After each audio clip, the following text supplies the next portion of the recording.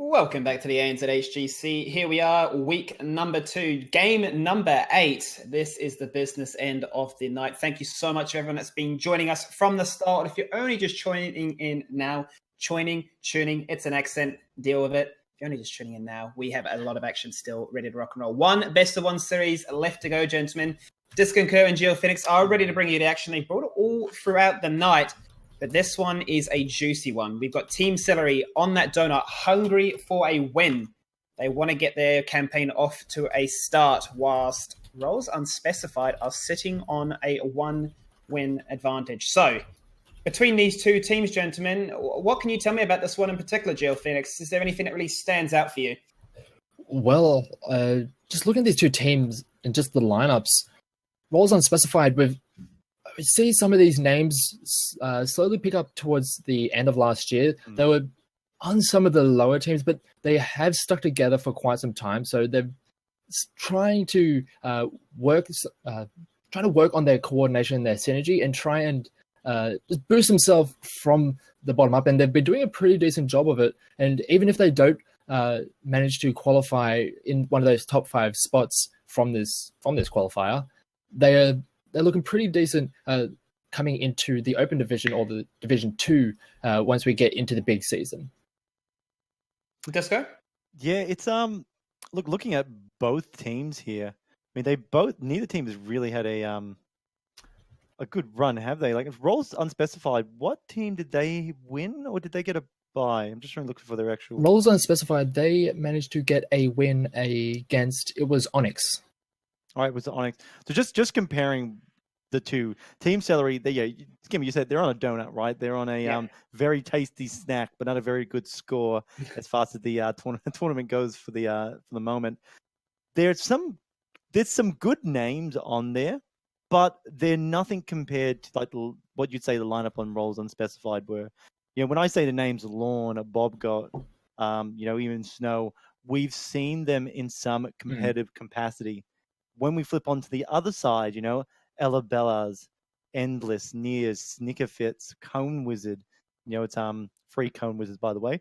When we look at these names, they if you had a list and you said the words competitive players, they're not names that I would overly expect to see on the list. Not saying that they're bad. Please forgive me. I'm not being savage. I'm just toxic cast over here. When you compare the two lists, there's a very clear experience, right? A competitive experience, and that is on the side of Roles Unspecified.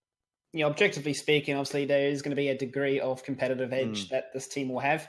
Let's throw our mind back, though, to when we saw Nekomimi up against the Wolfpack. Nekomimi were in a very similar situation to how Team Celery are as well, where they were a bunch of friends that banded together and they took down the Wolfpack, which is almost like your Roles Unspecified in this scenario. A team that have been around as a roster, stuck it through thick and thin. They've got the clan tags on their names and stuff in-game now as well, so they're looking to mean some serious business. Yeah. Do you think we could have a situation repeat itself like that? Or are the odds that much more stacked against us this time, Disco? Look, again, it's just looking at the teams. I mean, Team Celery, look, they have come up against the Wolfpack, Rich Gang, and Saboteur. So they haven't had they haven't had an easy time, right? They've come up against some pretty hard competition. Roles Unspecified, same things. They had Downfall, Nekomimi. And one of the games they did take was Unreal Aussie's Eggplant. So, Unreal Aussie's Eggplant actually, beat them. So a team that I wasn't expecting to win that match outcome based off that sort of analysis too. Sorry, looking at my notes wrong. So, yeah, like you're 100% right, Steve. Just because one list doesn't sound like a bunch of competitive players, just friends, doesn't mean, I guess you could say, doesn't mean that much. However, I guess in defense of, I don't know. Just in the fence, the point I wanted to add to you, Disco, was just I think as much as you can compare players side by side, obviously there's a lot of external factors that definitely play their part. We can talk about what mentality. We can talk about sort of like the overconfidence of almost what you're describing, right? We are competitive players. That carries a degree of ego, right? And these they're a team league team. They're a quick match 5-stack, right? They're going to be a pushover. So I think there's those factors that you can take into consideration. It also depends And this dates back to when I used to play, how well you can actually draft and how we can adapt to the draft as well. There's been a lot of times when we've seen teams go for the OPs, as you quite rightly would, but then they try too desperately to try and counter what their opponent's chosen. It becomes a bit of a disorganized puzzle, and suddenly something doesn't work. Would you say it's fair to argue that, Hunter? Yeah, and that's one thing that we'll be, I think, looking at really intently when we get into the draft is that what are their priorities in the draft? Do they are they going to be subscribing to what some of the more established, more competitive teams are going with, or are they going to go what's comfortable, what they know, and what they've had work for them in the past in practice? What is it? That's one thing I'm really looking for when we get into this draft. Well, just to quickly butt in there, we're playing in the meta at the moment where Lucio Stitches and maybe someone else, some sort of stun and slow, he could be an effective team comp, right? The Stitches gorges the target, and then Lucio does a speed boost and runs Stitches behind a gate. And they are best of one series. Get the Medivh for that kind of stuff. You hook at them, you do the hook gorge and just get the Medivh to pull them behind a wall. That's just some of those weird things that can work. It's possibilities. We're in an environment like that, so who's to say that something of that nature doesn't come out on the side of Celery that just really throws rolls unspecified? And these are both, let's say teams, as far as the competition's gone, they are both generally in the same area of the ladder as well. So it's not like a David versus Goliath. It's David versus his 1-year-old brother. The matchup's not that bad. An analogy I never thought I'd hear in my time on a night, and that's how we're going to finish this one off. Let's jump into the lobby. You've got Team Rolls Unspecified with the matching portraits, so there's a degree of synergy there. But if you're a Cone Wizard fan, 3 Cone Wizard in the chat right now. Gentlemen, it's been a pleasure. I'll let you finish it tonight. Take it away, Disco. All right, here we are, both teams. It looks like the map of choice is Dragonshire again. So, Drake. Dragonshire again. It's a very, very exciting map. I mean, this is a good map. This is really going to see, has Team Celery, after last week, come back, look at the replays, come back and, all right, look, we had some problems. Let's fix it up. A week of training, a week of practice could, that's a tremendous amount of time to get better at something, GL. It's name anything that if you didn't do for 1 or 2 hours every day for a week that you naturally wouldn't be better at. Oh, off the top of my head, I can't really think of it, but yeah, I mean, just going back over the replays, just having a few more perspectives on your gameplay and just how the maps can be played, and just every little bit can help you to develop as not just an individual, but also as a team. And what we're seeing on Roles Unspecified, sure, they might not be getting the results right now, but it looks like they're very committed to sticking together as a team and developing, not wanting to just pick people here just because they're higher up on the Hero League ladder. They want to stick together and just develop as a team, and I really do appreciate that. And I'm looking forward to seeing how they go throughout this year. But here we are getting through the draft. The Genji has been taken away by, was it Celery on the right? Yes. Yeah, Team Celery, they banned the Genji, have taken the Hanzo. Absolutely. Greymane Uther. So these teams are really keeping up to date with a lot of what the higher teams have been going with, and really subscribing to essentially the tier list way of drafting. We had the Hanzo picked up right away, the Greymane and Uther, so those very high priority heroes in some of the higher draft positions been taken away, and I'm very interested to see how they round these out. Some of those more, I wouldn't say niche picks, but more comfort heroes could very well come out in a map like this. Well, this is where we'd be looking at, do you pick up somewhere like Rhaegar and maybe even Tyrion, to really keep the Hanzo safe from that Greymane dive in? There's there's sort of little that you can, with the Uther and the Greymane, sort of stop the Greymane getting his damage out. So you need to think of ways to mitigate that when it occurs. Lucio is also very effective because of the sound barrier. Plus, he's got his his movement boost or speed boost, which is going to allow those transitions. And Arthas, we are talking about Greymane diving in. Who a better hero to meet him on the other end than Arthas sitting there with his big shiny sword? waiting to give him a little tap on his wolf nose. Yeah, and also with the aura that he emits, he is very hard for a Greymane to start bursting through. He also has the passive armor, which is going to make it incredibly hard for just auto attackers to deal with him. And paired with that Lucio, the Arthas kind of has that big downfall, not so much negated, but minimalized, where he kind of struggles to get into fights. But with that speed boost, he can make it in there much more efficiently and be much more of a nuisance. So a nice combination picked up on the side of Team Celery to go with that Hanzo. So they've got a really strong DPS on the backside, and that front line is going to be very powerful. Yeah, indeed. It's something going to be really hard to hack and slash your way through. The Sonya ban comes through, weakening, because would you say that Celery still need to pick a solo top lane, or is that something that Arthas himself could actually fill in? It is something that Arthas can do, but that is an option that you can kind of you can be a little bit more flexible and flex that pick if you want to go for something in particular. The Arthas can play that main tank role and have something like the Sonya or any of those other solo laners go up there. But he can fulfill that solo lane role if need be. He's going to have a better time, right? You know, it's right now, roles unspecified. Again, I can't see a solo laner unless they were playing the send Greymane up top.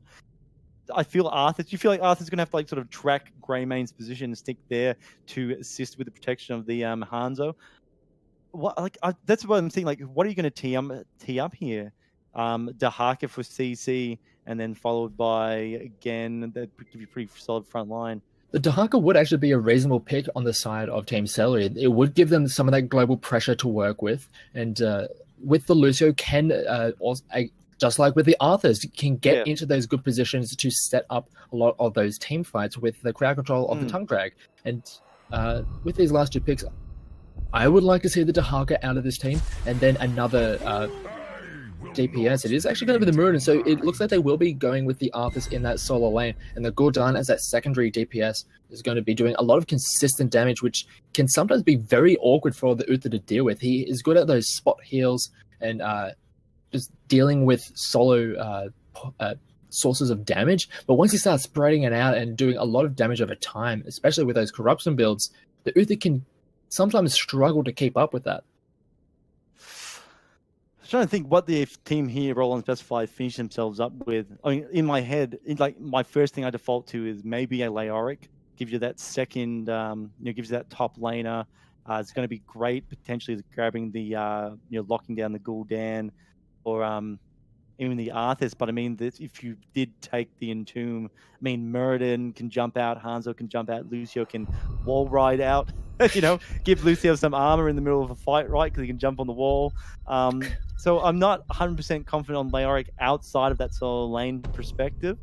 Sonya's off the board. Blaze is a... Oh, no, oh my God, GL! We were talking about that Dahaka for quite some time. To be honest, I wouldn't have disliked that Leoric. It would have matched up reasonably well against the Arthas, but it is going to be the Dahaka, so it looks like Roles Unspecified do want to be utilizing that global pressure and really playing the map more they saw throughout this one. They saw how good it was on the other map. What was it? I'm trying to remember who took it now. The other team that was playing Infernal Dahaka. Shrines. That's it. I believe it was. Shrines. So how good it was there, but I can't do like that over the Leoric because Dahaka is going to be able to global to the Gul'dan and actually lock him down. One of the fears of say doing the Leoric is before you reach level 20 is that your Entomb's not doing any silence effects, so Gul'dan could terror to escape from it, and that actually might be a nice setup for Team Celery to actually do some big damage is after Leoric initiates in that way. Because outside of that, there's no super lockdown outs. Well, this is besides the Anub'arak diving in on an Entomb. And to be fair, the Unibrak does bring a hell of a lot of crowd control just on his own. So they do have a decent amount of follow-up upon that now. And with the Greymane and the Li Ming, that is an incredible amount of reset potential once these team fights start getting rolling. But we are now into the final game of week 2 of the ANZ qualifiers, the HGC. On the blue side, we have Roles Unspecified. We have Lorne on the Uther, Rykors on Li Ming, Bob Goat on Anubarak, Soze on Dahaka, and Lirazen on the Greming. All right, here we go on the red side. It is Team Celery. Snickerfitz is on Gul'dan. Endless is on Hanzo. Elabelaz is on Lucio. Combs is on Murden, and Nias is on the Arthur. Sorry, it took me a little while to get that out there. Need to get some of that. Some of them Lucios. That's right, yeah, because Lucio is the old Throatio. Here we go. Arthur's already rotated to top. Obviously, Arthur's in the solo lane against the Haka. They're going to be very brutally fighting out amongst each other. Come to the point, I think there's a bit of outplay potential here. Either one can really take this top lane, but outside of that, it's all going to be happening down in the bottom lane. It looks like it's the 4-man rotations on both sides. I feel bad for Team Celery right now. They've already lost this slow rotation. Sorry, they've already lost the rotation slow. They've got to walk through the Bermuda Triangle. This could be dangerous here. I'm waiting for Bob Goat to die. There he is on the heart though. Yes, the stun comes down. Early death. And that's something we could very well see going throughout this game. Just the lockdown just leading to all of that damage, the Arcane Orb, and all those missiles, and you've got a big, scary Worgen just diving and slashing away at you. That's a lot of damage to deal with, and there's not really a hell of a lot that the Lucio can do once you get locked down like that, at least until you hit level 10. That's it, and that's what I was talking about in the rotations there, you know, how important that is. The fact of the matter is that Team Celery's rotations were slow between the mid and the bottom, and they really need to be safe. What they're doing now, going through the back of their base, going through the Bermuda Triangle like that when you're the one slow to rotate means that the enemy team can punish you like that. Get someone on the back line as they rotate and lock them down. They're invading, they're grabbing onto the Siege Giants, pushed out the enemy team there. Some shots. Oh, Gul'dan taking a nice big orb to the face. Combs is coming in behind, but he is slowly being chased down by Lorne. No stun, they're going straight for the... They don't even care. It's Murden, who cares? He's just going to jump away if he gets in trouble. Exactly. No need to put too much emphasis onto that Murden, unless you can be pretty sure about getting killed, or at least forcing him away. But a great invade coming out of Roles Unspecified, realizing that the front line of Cone Wizard was not around, so it allowed them to move forward and really bully away those squishy backliners and steal away that camp, giving them a nice little bit of pressure. But so far, it's rather even as Snickerfitz does manage to dodge away from that burrow charge. Could very well have taken a lot of damage from that, as Bubgo is now going to be under threat as he is getting taken very low, but does manage to back himself in time. Yeah, talking about taking a lot of damage, Bobgoat was in a little bit of a pressure situation just then. Looking to do this rotate up to the mid. Bobgoat coming back down, trying to trick the enemy team, seeing if he can dive in. He's waiting. Like, if we have the Chinese bush meta, this must be the open field ANZ meta, because he's not hidden at all. They do have to be concerned, though, because... Oh, actually, no, they don't. They know where everyone is. They've dived in. Nubrak has not connected, but the stun's on Cone Wizard. He's taking a lot of damage, refusing to back out. Snickers is taking a lot of damage. Snickles, I should say, taking a lot of damage. Not good on Gul'dan. Looks for a target, wants to drain life, but scared of Bobgoat. Bobgoat jumping in. It's wrong direction.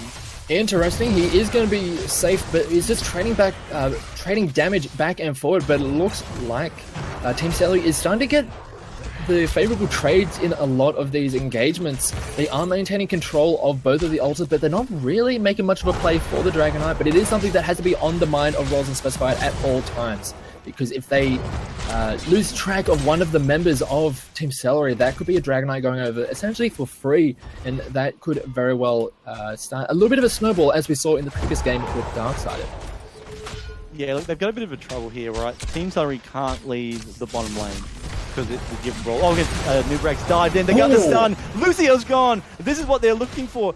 We see Gul'dan sticking around, trying to put a little bit of damage on. He was pressured for a moment, but the blue team has backed out. With Lucio down, however, this is their chance to capture this shrine, then rotate mid and start putting the pressure back on the mid lane. Again, opening up the field for them to really start forcing the gameplay they want Team Celery to follow. Going in. Endless is caught out!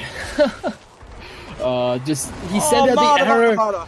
He sent out the arrow, but wasn't able to get out there. He got the information as it was coming towards his face. It's a little bit too late there. But they are going to be moving their way back down towards the bottom side of the map. We've been seeing 4 members of both sides just pretty much stuck on this bottom lane as we're both kind of neglecting that middle lane. But now that both altars are in favor of roles unspecified, it looks like we're going to start getting some movement towards that altar in the middle of the map. It looks like it's an attempt at grabbing the Dragon Knight. The members are trying to get there. They do manage to get the scatter arrow to at least dissuade Rykors from picking up that Dragon Knight, but it's only a matter of time before next play is going to happen as Lorne does get the stun. As Endless takes so much damage from this lineup, it does manage to vault himself back to safety, but he has to be very careful with his positioning and has to be very aware of where that Anubarak is going to be lingering. That was a huge jump from Hanzo there. I'm calling shenanigans there. He's a very agile man. Okay. Oh, I think in the top lane, Dahak is actually having a little bit of trouble against Arthas in the top lane, which is sort of stopping our roles unspecified from really being dominating here. Siege Giants picked up. No, fight's breaking out. Anubarak's died in. They managed to lock out the again. He just wants to bring his music to the people, and blue team roles unspecified is not letting him. Down with the regime, down with the man. Well, it doesn't matter because they will back out. These Giants still pushing, so it's still a lot of pressure in the lane from Team Celery, so it's still not a bad situation. A new Red's gone in again! He's gone, I've come for your music. First it was your music, now it's your children as they try and get Hanzo. But Endless backs out. Again, Cone Wizard trying to just act as a distraction, gets stunned. Bob got it is waiting. level 10 now. Stun. Can he die? Does Cone Wizard know how to die? Oh, 2! They get 2 from that. The cocktail going through on the very low members on the side of Team Celery and picks up the Muradin and the Hanzo. And they also have those heroics, so they are in a brilliant position to start pushing the tempo of this game. But on the top side of the map, Soze is still having a little bit of trouble with that Arthas. So they are not able to pick up the Dragon Knight just yet, but still, very nice moves coming out of roles unspecified. They're doing just enough to expand this experience advantage.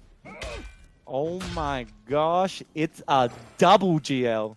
What a nice way to end that situation. There's still no DK from it though. It has again opened up the field for roles unspecified to go out and do other things.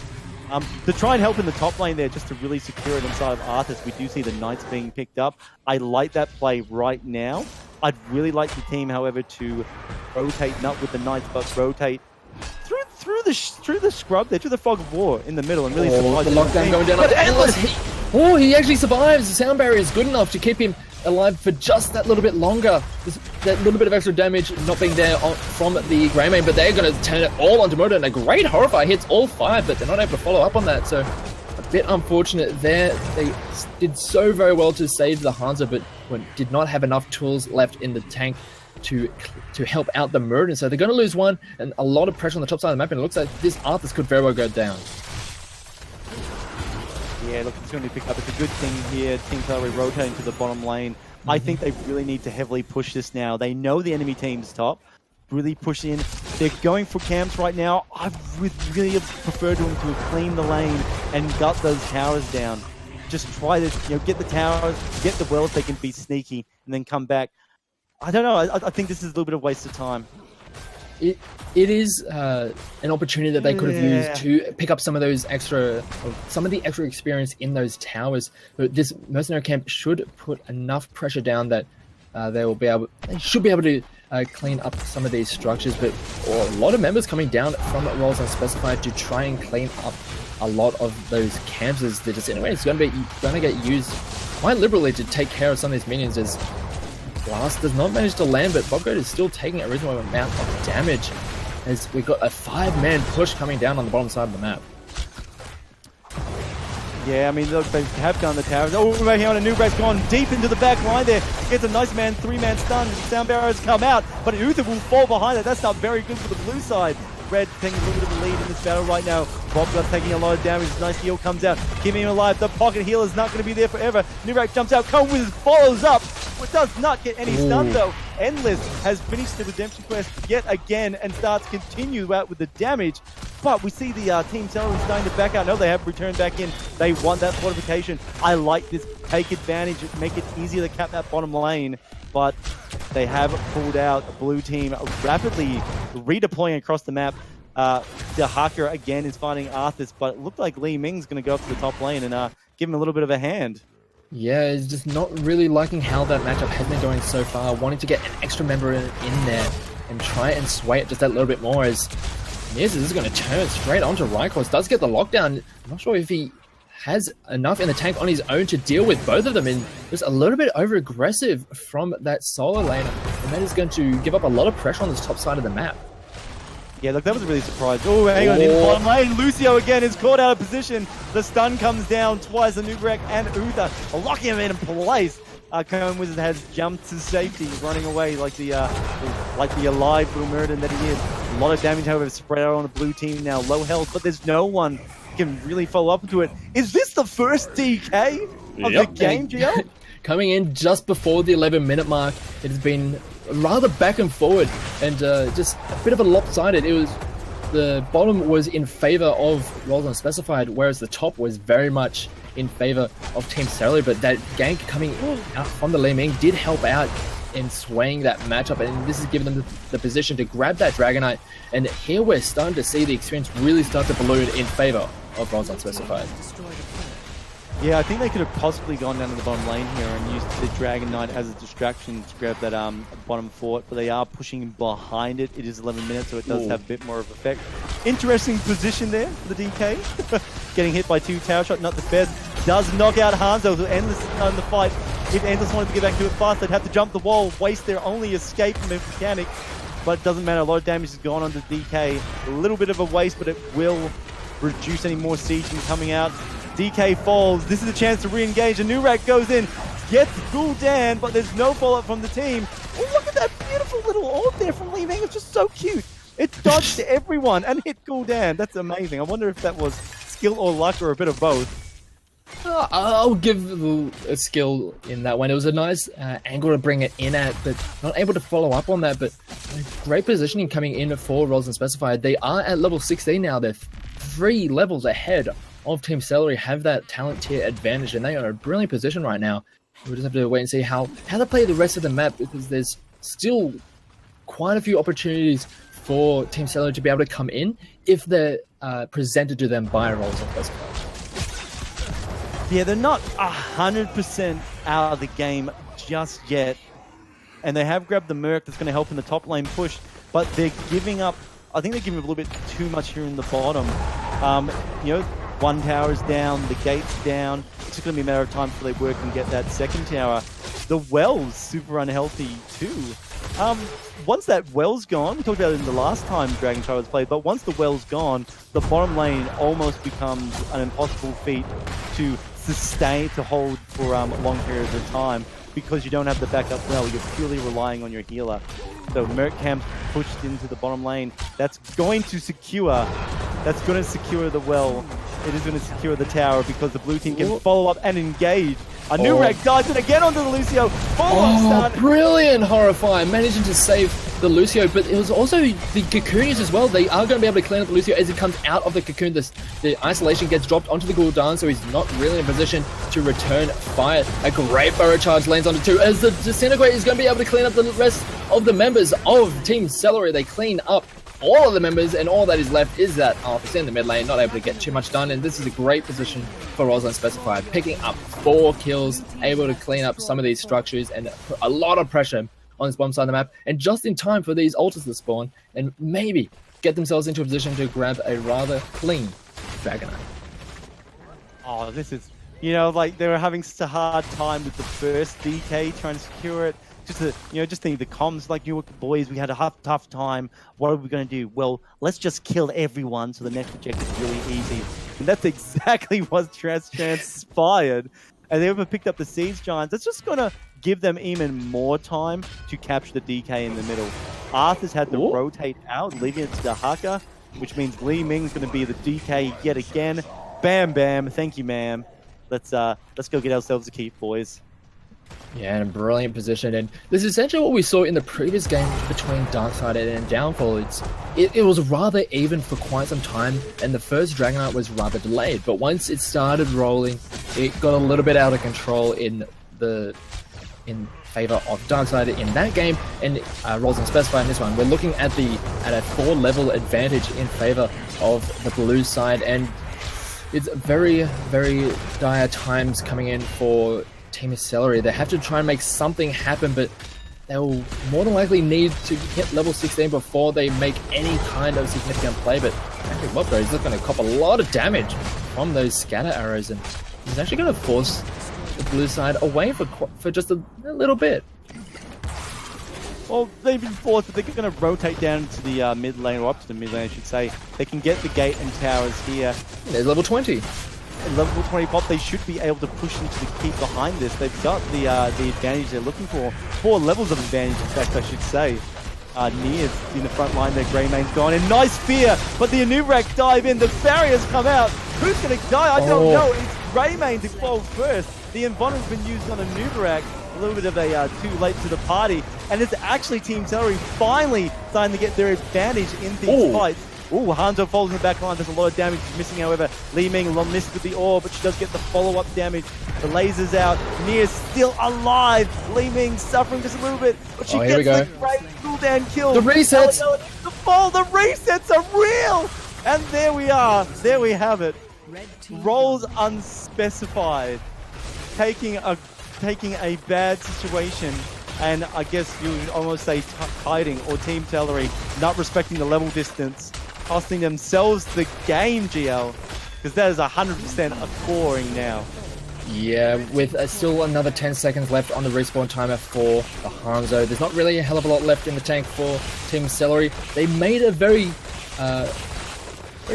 nice last-ditch effort, but it just wasn't enough. As you mentioned, that level difference just came in too strong in favor of Rolls Unspecified. Sure, there was some misplays on the side of Rolls Unspecified, but they were just able to just overpower the side of Team Celery. There's just a little bit of defense coming in, but it's not going to be enough. The resets of that Li Ming really carried that last fight, and that is going to be game in favor of Rolls Unspecified. She worked for it, though. I said the enemy team made Li Ming work for it in the last bit, all Team Celery. I see a couple of orb myths that would have been really painful in those last moments. And Gul'dan almost capturing the kill on Li Ming, but once he fell, that was just the resets Li Ming so desperately needed to follow up and get those extra kills. And that's it. Rolls Unspecified come out on top against Team Celery. Unfortunately, Team Celery keep munging on that donut. Unfortunate, but we're starting to see some good plays coming out from this team. It's just going to take a little bit for them to build up some of that synergy, just work on some of their play, and who knows, by the end of the year, maybe they could be coming towards the upper end of at least the open division, and just maybe trying to get their way into that premier spot towards the next couple of seasons. It's just little things, right? Just those little things, like trying to keep up on their rotations, using their seeds, using their camps effectively to really apply pressure, and then just outside that, just cleaning up those team fights. They chose Lucio going in to the Anubarak, and did they? I think they did. I think the Lucio was picked up reasonably early. It was regardless, Lucio kept getting into positions and getting caught out by Bob Gott, and Lucio needed to be less predictable in their movement, because once Lucio was stunned and removed, you lost that sound barrier. I mean, and that was like the game plan. That's how Hanzo and Gul'dan stayed alive in those fights, was sound barrier. When it's not there, figure it out for yourself, boys. Yeah, and that's what we were talking about throughout the night, is that the Anubarak does fare rather well into the Lucio for that exact reason.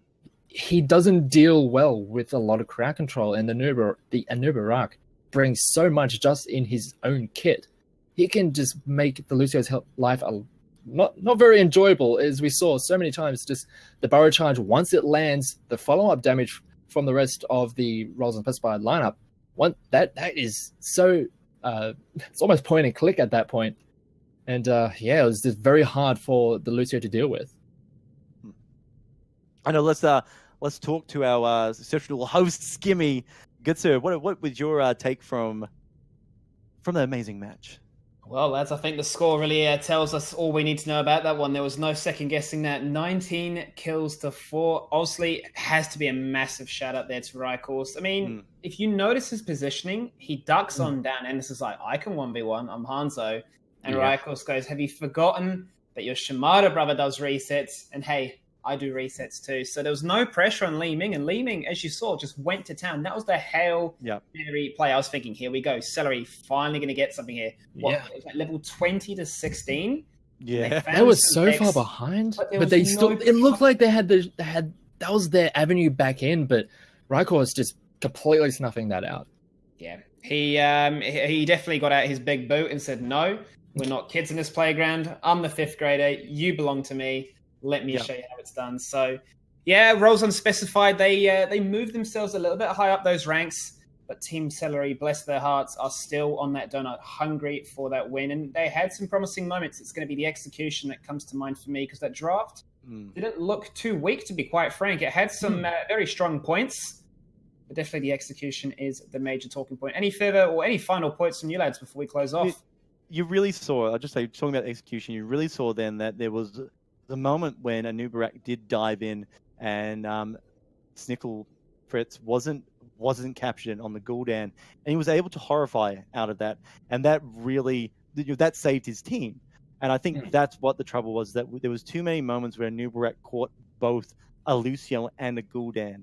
That shouldn't have transpired, and so it's just really minor things, positioning, execution of execution of the team fights, their skills, their abilities. So they're not far off, but they've got some great replays and some lick their wounds, watch the replays, guys. And next week I'm sure you'll be back and dominating the scene.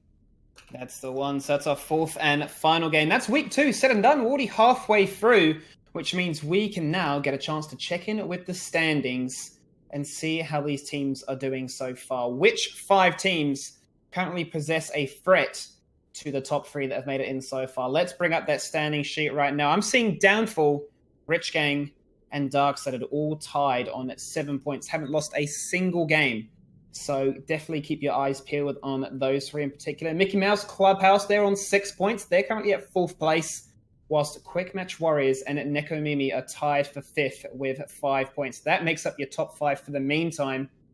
Whether or not that is going to shift too much in the next 2 weeks. Disco, any thoughts and feelings? Is that what we would like to expect, or what we assumed would be the standings?